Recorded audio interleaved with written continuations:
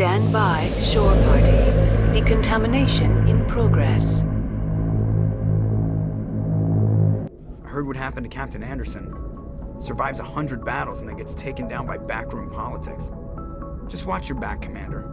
Things go bad on this mission, you're next on their chopping block. Saren's out there somewhere, and we're gonna find him.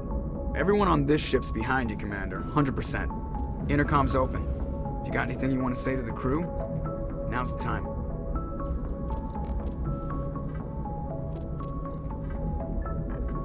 This is Commander Shepard speaking. We have our orders. Find Saren before he finds the conduit.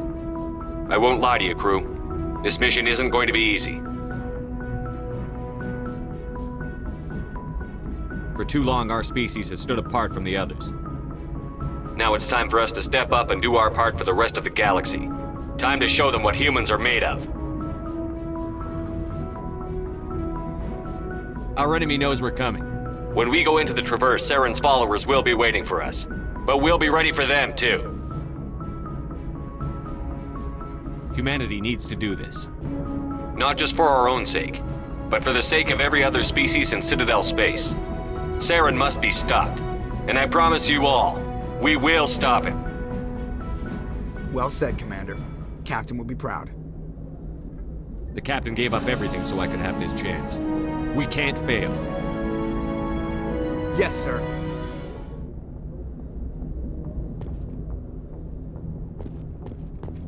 Commander, something you need? How's the Normandy performing? Is she everything they said she'd be? She's the best ship in the fleet, if you've got a pilot who knows how to handle her. Balance isn't what you'd expect. Takes a while to get used to that oversized drive core we got stuffed in the back, and her power can sneak up on you if you're not careful. The Normandy's probably too much ship for your average Alliance pilot, Commander. Lucky for you, I'm anything but average. I like to know my crew. Mind if I ask you a few questions? I can see where this is going. You did a background check on me, didn't you? Well, I'll tell you the same thing I told the captain. You want me as your pilot. I'm not good. I'm not even great. I am the best damn helmsman in the Alliance fleet. Top of my class in flight school, I earned that. All those commendations in my file, I earned every single one. Those weren't given to me as charity for my disease. I'm sorry, Joker. I didn't even know you were sick. You mean you didn't know? Oh, crap.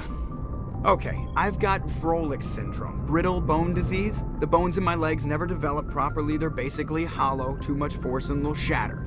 Even with crutches and my leg braces, it's hard to get around. One wrong step and crack! It's very dramatic, but I've learned to manage my condition, Commander. Put the Normandy in my hands and I'll make her dance for you. Just don't ask me to get up and dance unless, you like the sound of snapping shin bones.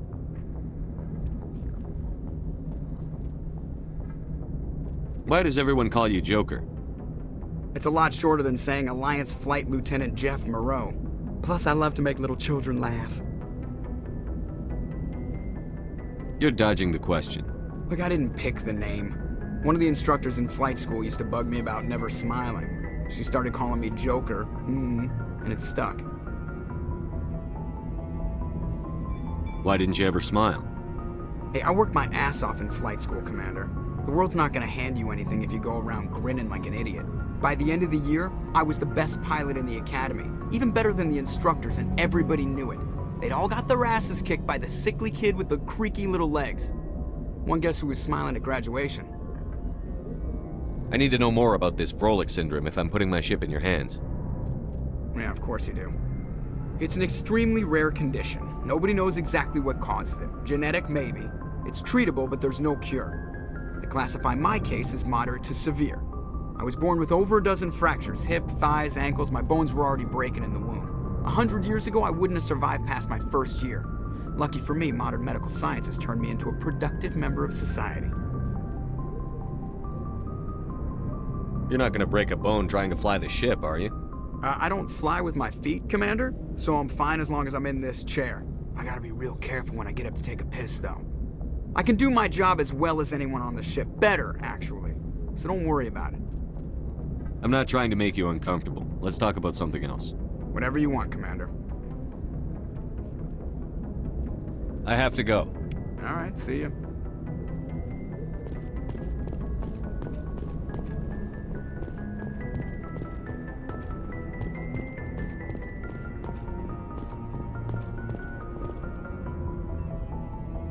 If anyone has to take over for Captain Anderson, I'm glad it's you. I'm not sure about having non-humans on our ship, though. We're all on the same team here, Presley. With all due respect, sir, that's what they said about Nihilus. Look how that turned out. I'm in charge here, Presley. I decide if we have non-humans on this vessel. Yes, sir. Understood, sir. Speak freely, Presley. I want to know if you have a problem with non-humans. It's not that, Commander. Humanity has always handled its own problems. Saren attacked one of our colonies. We should be the ones to stop him. We don't need their help. Some people think asking for help is a sign of weakness. That's just being stupid and stubborn. No matter how strong you are, allies can make you stronger. I guess so. Maybe I'm just stuck in the old ways of thinking. But don't worry, Commander. This won't be a problem. Speak freely, Presley. I want to know if you have a problem with I trust you, Commander. If you think they belong here, then so do I. How did you end up assigned to the Normandy? I signed up with the Alliance as a navigator right out of school, following in my grandfather's footsteps, I guess. My first posting was on the Agincourt.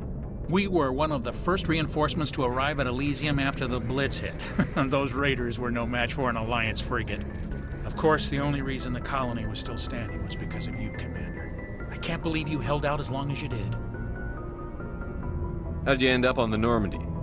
I got my officer's commission after Elysium. Must have made an impression on the right people. Captain asked for me when he was picking his crew. Carry on, Presley. Yes, sir.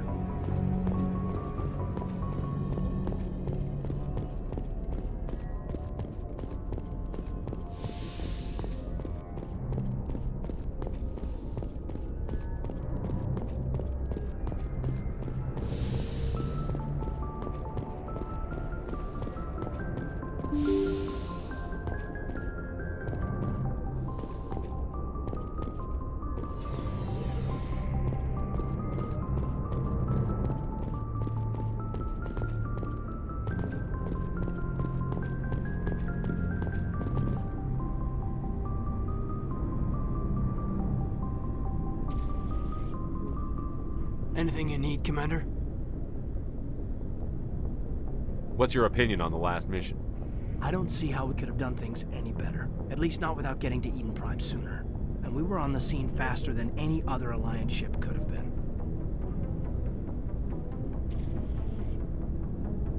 Just trying to get a sense of where the crew's at. Thoughts? I've wasted enough of your time for now, Commander. We'll have time for personal debriefings later. We'll talk another time, Lieutenant. Commander?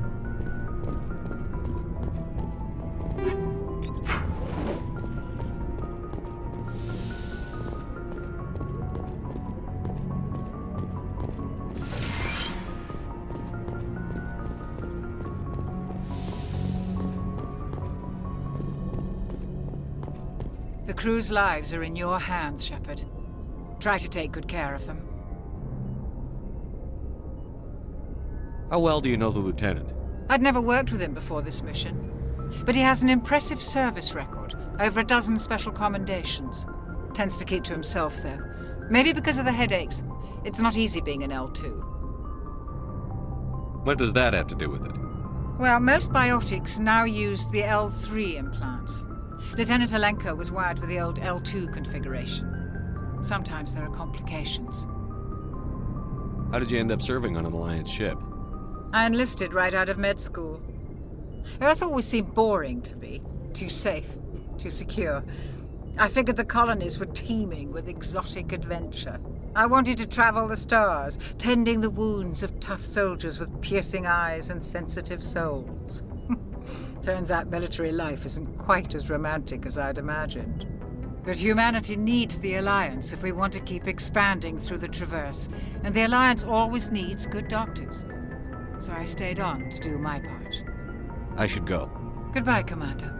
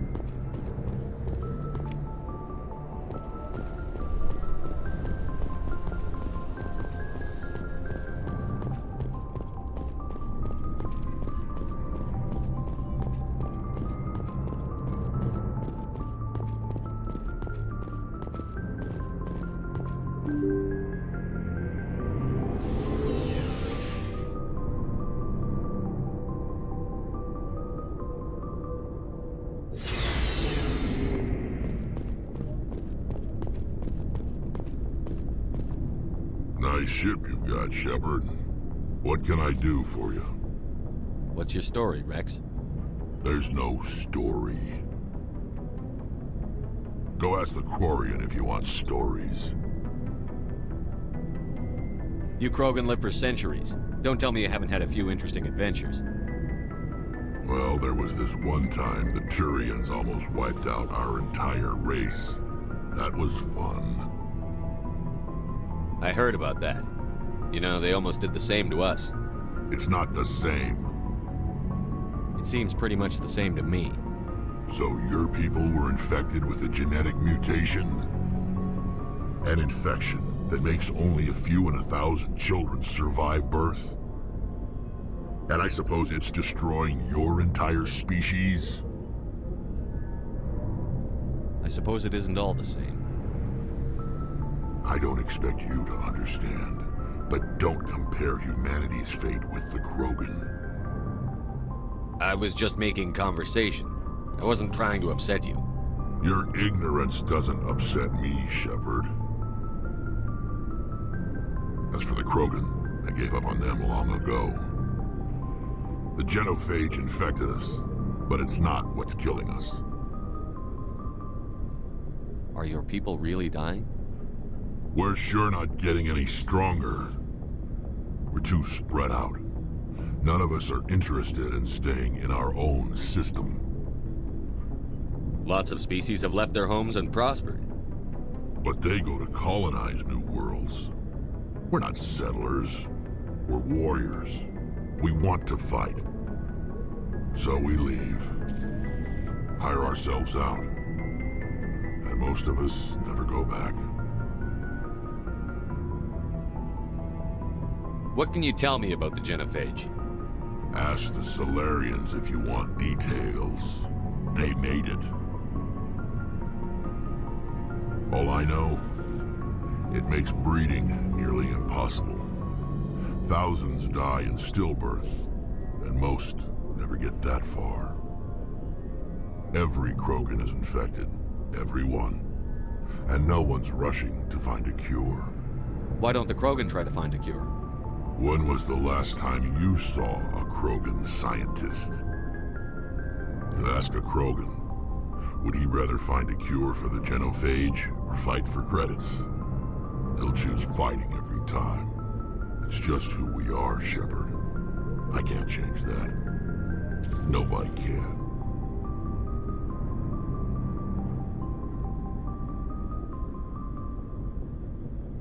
So long, Rex. Shepard. Commander? What's your opinion on the last mission? Kinda wish you'd got there sooner, Commander. No offense, I appreciate the rescue. I just wish... You wish we'd been able to save the rest of your unit? Yes, sir. If I had been more alert, we wouldn't have been cut down by an ambush. The Geth are perfect ambushers. They don't move, they don't make noise, they don't even breathe. Sir, they have flashlight heads. I'll make sure it doesn't happen again. Do you have a few minutes to talk one-on-one? I'm sorry, Commander. I need to get my duty squared away. I wouldn't mind talking more later, though. Dismissed, Chief. Sir.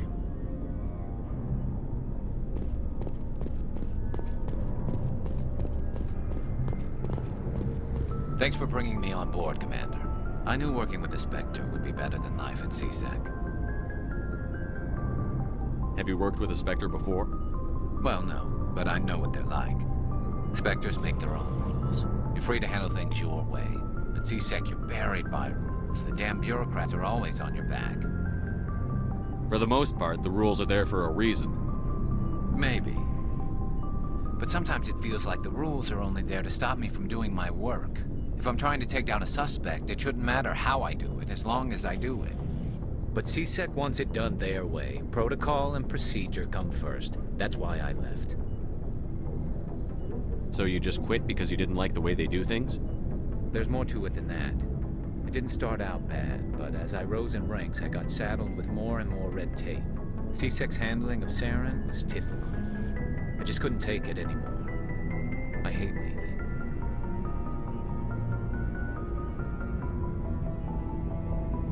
I hope you made the right choice. I'd hate for you to regret it later. Well, that's sort of why I teamed up with you. It's a chance for me to get off the Citadel, see how things are done outside CSEC. Either way, I plan to make the most of this. And without CSEC headquarters looking over my shoulder, well, maybe I can get the job done my way for a change. If getting the job done means endangering innocent people, then no. We get the job done right, not fast. Got it? I wasn't trying to. I understand, Commander. Commander, good to see you.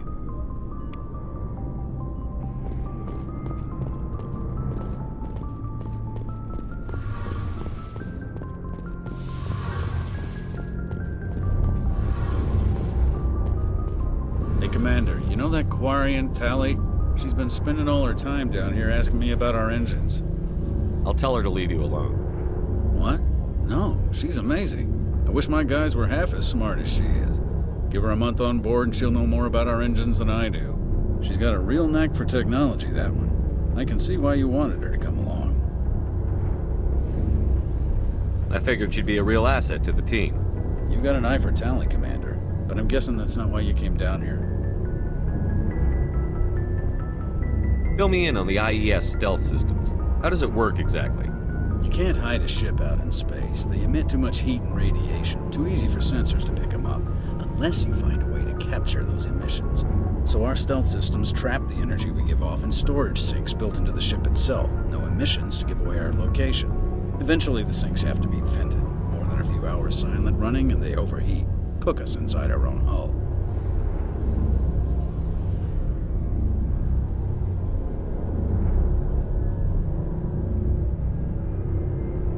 There's no way for anyone to detect us? A visual scan can still pick us up. Anyone looking out a window can see us plain as day. But you have to be pretty close to get an actual visual out in space. Most vessels rely on scanners. As long as the stealth systems are engaged, they can't see us. Not unless we accelerate to FTL speeds. Why doesn't it work with faster-than-light travel? Cranking up the FTL blue shifts our emissions, pushes them into frequencies too high to capture in the sinks. As soon as we make the jump, it's like setting off a flare. Sensors can pick up our location whenever we enter or exit FTL flight, but for short-range missions, our stealth systems are amazing, and we've got the only one. I want to know more about the Normandy. She's the best ship I've ever served on, probably the fastest vessel ever designed. And she's the only one using the new Tantalus drive core. What's so special about the Tantalus drive core? Proportionally, it's about twice the size of any other vessel. Not only are we faster, we can run at FTL speeds longer before we have to discharge the core. Where else have you served, Adams? If you name a class of Alliance ship, I've probably served on it. Everything from dreadnoughts and carriers right down to frigates like the Normandy. My last assignment was on the Tokyo, only a cruiser, but she was a good ship. Couldn't hold a candle to the Normandy, though. Carry on, Adams. Aye, aye. Your ship's amazing, Shepard. I've never seen a drive core like this before. I can't believe you were able to fit it into a ship this small. I'm starting to understand why you humans have been so successful. I had no idea Alliance vessels were so advanced. The Normandy's a prototype. Cutting-edge technology. A month ago, I was patching a makeshift fuel line into a converted tug ship in the flotilla. Now, I'm sitting on board one of the most advanced vessels in Citadel space. I have to thank you again for bringing me along. Traveling on a vessel like this is a dream come true for me. I had no idea you found ship technology so interesting. It comes with being a Quarian. The migrant fleet is the key to the survival of my people. Ships are our most valuable resource. But we don't have anything like this. We make do with cast-offs and second-hand equipment. We just try to keep them running for as long as we can. Some of the fleet's larger vessels date all the way back to our original flight from the Geth. I can't believe your fleet's still using ships that are 3 centuries old. They're constantly being repaired, modified, and refitted. They aren't pretty, but they work. Mostly. We've tried to make ourselves as independent as possible on the flotilla. Grow our own food, mine, and process our own fuel. But some things we just can't make on our own. A patch to maintain the hull integrity requires raw materials we just don't have. That's why our pilgrimages are so important.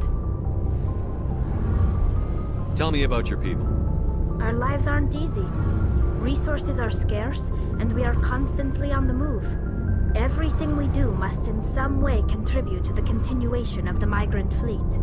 There are 17 million Quarians in the flotilla, and each of us relies on the others for survival. The bonds among my people are strong. Unfortunately, we have had to surrender many of the freedoms and civil liberties other species take for granted.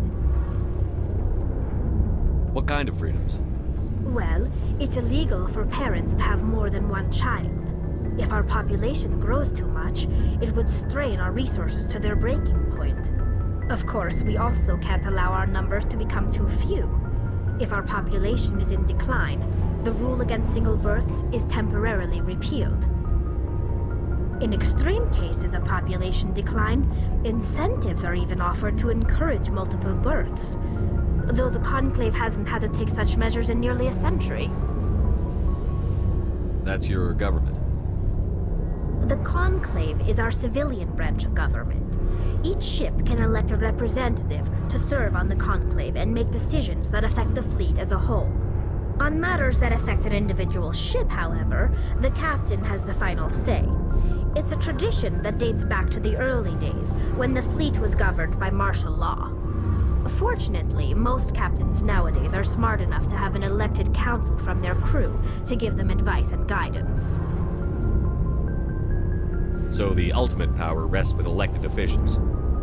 In practice, the Conclave and the respective council for each ship tend to set the rules that govern our daily lives. But in theory, we are still under military jurisdiction. The 5 top-ranking military officials in the fleet serve on the Admiralty Board. These 5 have the power to overrule any decision by the Conclave in case of emergency. To do so requires unanimous agreement among the Admiralty, and they can only do this once. After that, the entire board must resign their posts. It's a safeguard that served us well. In nearly 3 centuries, the Admiralty Board has only overruled the Conclave 4 times. I want to know more about the Geth. I doubt I can tell you anything you don't already know. It's been almost 3 centuries since they drove my people into exile. All I know is the story of their origins. What they were when we created them, and how they turned on us. Interesting. The Geth were originally created to serve as an automated manual labor force. Initially, their intelligence was as limited as any VI. Over time, we made small modifications to their programming to allow them to perform more varied and complex tasks, bringing them closer and closer to true AI status. How come the Council didn't step in and stop you? This wasn't true AI research. We may have been skirting the bounds of the law, but we never did anything that was actually illegal. The changes were so insignificant, so gradual, that we were able to control them. Or so we thought.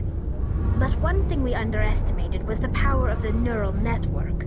1 million Geth thinking simultaneously created an inherently unstable matrix. So, the Geth share brain power? Many of the Geth's logic systems were designed to work in concert with other nearby Geth. Basically, the more of them you have in a group, the smarter they are. So there's some sort of group consciousness? No, nothing like that. They cannot share sensory data or information. Their programming cannot handle that much simultaneous input. Each Geth maintains an individual awareness and identity. The neural network only operates on a process-based level. It's basically the synthetic equivalent of a subconscious. But when they're in close proximity, they can coordinate low-level functional processes, freeing up more capacity for original or independent thought. That doesn't make any sense. I'm probably oversimplifying. The Geth are incredibly advanced and complex creations. All you need to know is that they get smarter when they gather in large numbers. As we built more and more Geth, their effective intelligence became more sophisticated, more abstract. One day, a Geth began to ask its Quarian overseer questions about the nature of its existence. Am I alive? Why am I here? What is my purpose? As you can imagine, this caused a near panic among my people. I don't see what's so bad about those questions. The Geth were created to engage in mundane, repetitive, or dangerous manual labor. That's fine for machines, but it won't satisfy a sentient being for long. The Geth were showing signs of rudimentary self-awareness and independent thought. If the Geth were intelligent, then we were essentially using them as slaves. It was inevitable the newly sentient Geth would rebel against their situation. We knew they would rise up against us, so we acted first.